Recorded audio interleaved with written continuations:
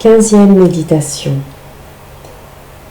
Maître, nous savons que tu parles et enseignes avec droiture et que tu ne tiens pas compte des personnes, mais tu enseignes en toute vérité.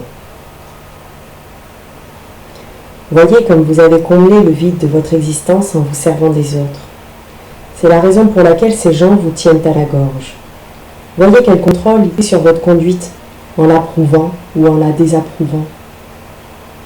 Ils ont le pouvoir de soulager votre solitude par leur simple présence, de vous enivrer avec leurs louanges, de vous plonger dans le désespoir avec leurs critiques ou leurs refus.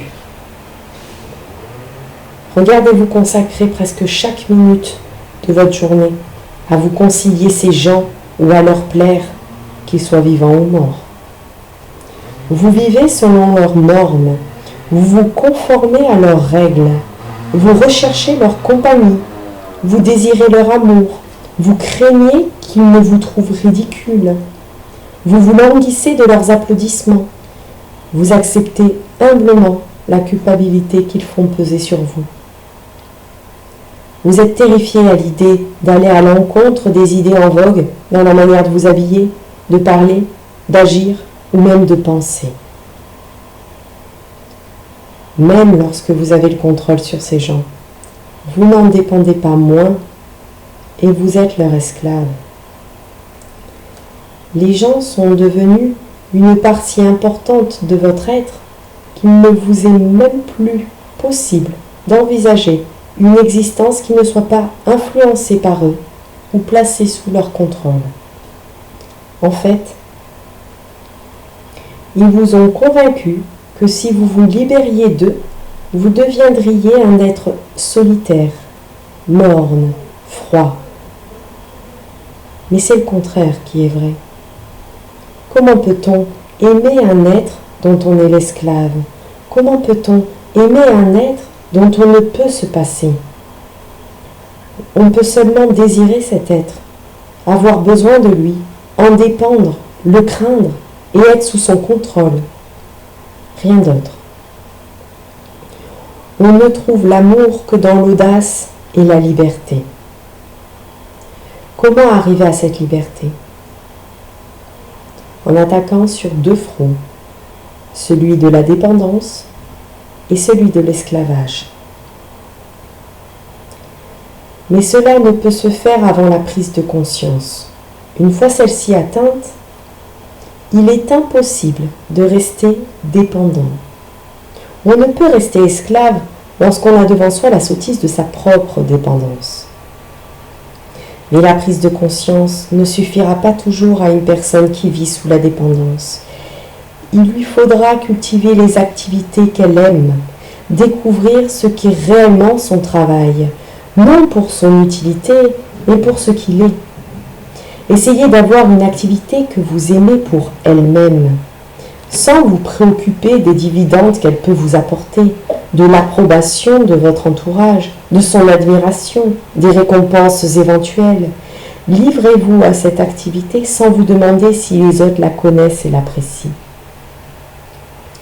Combien d'activités de ce genre pouvez-vous compter dans votre existence?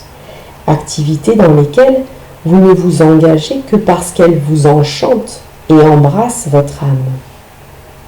Dénichez-les, cultivez-les. Elles sont votre passeport pour l'amour et la liberté.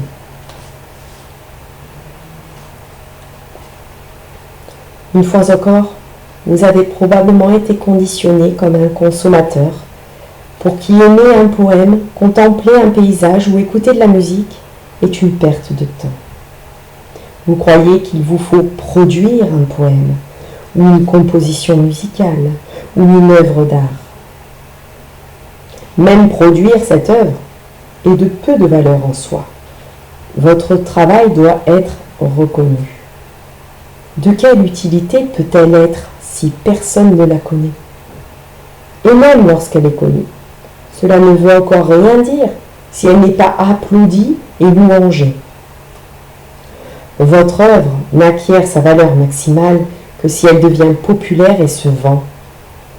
Ce qui veut dire que vous retombez une fois de plus sous l'emprise des autres, sous leur contrôle.